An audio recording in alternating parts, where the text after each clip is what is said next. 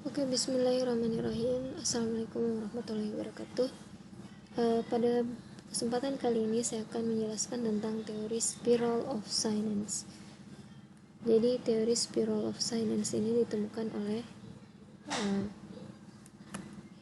orang ini ya, Elizabeth Noel Neumann. Jadi dia merumuskan teori ini di Jerman pada tahun 1974.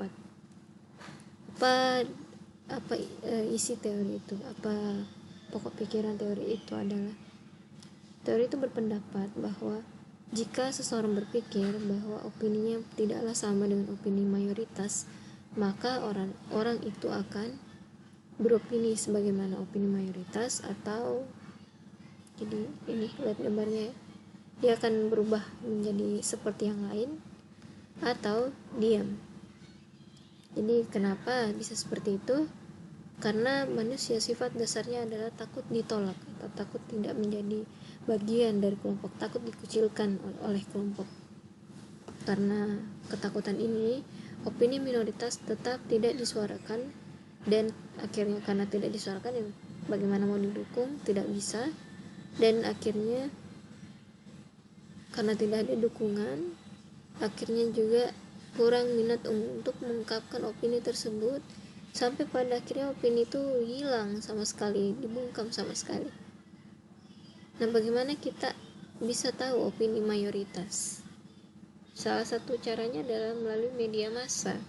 Media massa menyediakan gambaran mengenai norma sosial yang dominan diterima, budaya, cara berpakaian, atau apa yang patut dipikirkan atau dipercaya.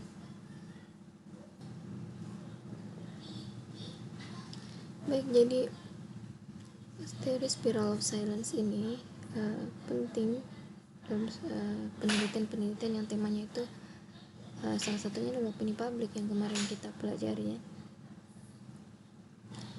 Kemarin saya sempat singgung sedikit, ada teori lain selain spiral of silence, yaitu ketika survei opini publik dipublikasikan melalui media massa, itu bisa terjadi dua hal.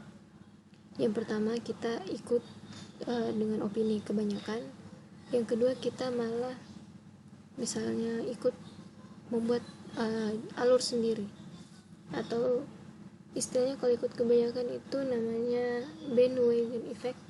Kalau membuat alur sendiri namanya underdog effect ya. Nah, kalau spiral of silence ini dia berhenti pada bandwagon effect. Jadi dia akan membuat orang diam ya. Jadi kita semua itu pasti pernah terekspos satu atau lebih media massa setiap harinya, yang kemudian mungkin bisa membentuk spiral of silence ya. Kita semua bisa beresiko terkena efek spiral of silence. Hanya ada beberapa orang yang misalnya dia resisten terhadap spiral of silence. Kapan? Ketika dia adalah orang yang punya kepribadian tidak terpengaruh oleh tekanan sosial, tidak takut dikucilkan dari masyarakat.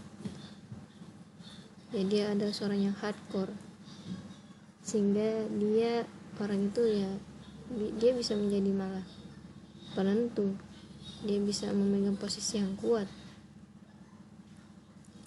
Dan kalau orang ini banyak ya, ujung-ujungnya dia bisa mengalahkan efek spiral of silence ya. Seperti dalam beberapa kasus ya, saya rasa kalian pernah dengar beritanya tentang drummer dari band Superman is Dead, JRX ya kalau tidak salah namanya, Jerinx. Nah, dia mungkin adalah orang-orang yang hardcore, orang yang tidak terpengaruh oleh efek media, karena media di sini mereka akan memberitahukan tanpa henti tentang COVID-19. Nah, dalam hal ini misalnya mengenai COVID kan, Jering di sini kan dia orang yang hardcore, misalnya dia tidak mau mengikuti opini orang kebanyakan. Di satu sisi dia tidak melakukan cross check, misalnya langsung aja ke rumah sakit untuk mengecek bagaimana efek COVID itu sebenarnya. Apakah media terlalu membesar-besarkan sehingga misalnya opini masyarakat yang terbentuk akhirnya takut terhadap COVID-19.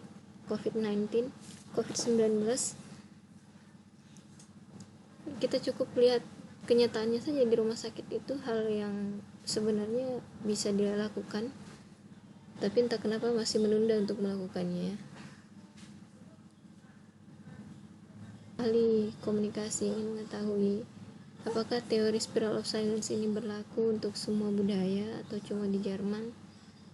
Kalau saya lihat berlaku juga di Indonesia.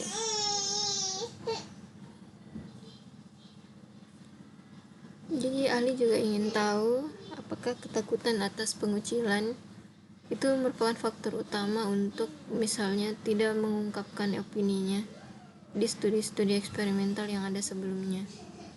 Jadi ya bisa kalian membuat sebuah desain penelitian yang tujuannya itu untuk mengetahui, untuk menguji apakah betul efek spiral of silence ini masih terjadi ya.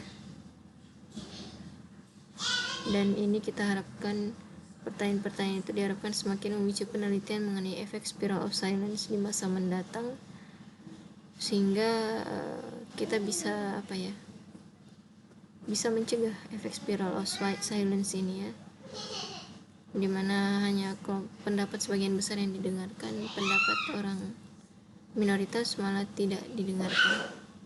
Jadi penelitian slide tadi itu adalah berasal dari penelitian Andy Howcroft. Ini linknya yang saya terjemahkan. Oke, itu saja tentang spiral of silence. Wassalamualaikum warahmatullahi wabarakatuh.